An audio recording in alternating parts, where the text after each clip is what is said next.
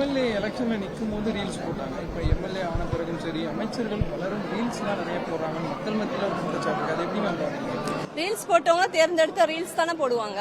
நீங்க ரிப்போர்ட்டர், நாளைக்கு யாரு சிஎம் வந்தாலும் ரிப்போர்ட்டரா தான் இருக்க போறீங்க. அதாவது நீங்களா மாறணும், இதுல இருந்து டெவலப் பண்ணணும். டே 1 வரதுக்கும் இன்னைக்கு வரதுக்கும் வித்தியாசம் இருக்கு இல்லையா? நம்ம தேர்ந்தெடுக்கப்பட்ட எல்லா அமைச்சர்களும் எல்லா சட்டமன்ற உறுப்பினர்களும் ரீல்ஸால் வளர்ந்தவங்க, அப்படிதான் தெரியும். இன்னைக்கு தான் நான்லாம் போய் பாக்குறோம், இவங்கள இந்த எம்எல்ஏவா, இவங்க ரீல்ஸ் போட்டு தான் நமக்கு தெரியப்படுத்துறாங்க. நான் இந்த ஏரியா எம்எல்ஏ, இப்ப நான் மந்திரி ஆயிட்டேன் அப்படிங்கிறது. ரீல்ஸால் பார்க்கப்பட்டவர்களை ரீல்ஸாலேயே நீங்கள் பார்த்து கொண்டிருப்பீர்கள்.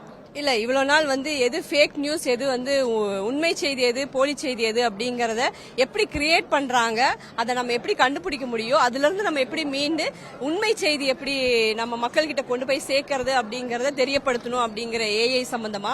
ஏதாவது குடும்பத்துல இருக்கிற எல்லாருமே என்ன மாதிரி அரசியல் பேசுறாங்க, அவங்களுடைய அரசியல் புரிதல் எந்த அளவுக்கு இருக்கு, அந்த அரசியல் புரிதல் உண்மையான புரிதலோட இருக்காங்களா, வரலாற்று சான்றோட புரிதலோட இருக்காங்களா அப்படிங்கறத சொன்னாங்க. அதுக்கப்புறம் குடும்பங்களுக்கு அம்மா ஒரு அரசியல் பேசுவாங்க.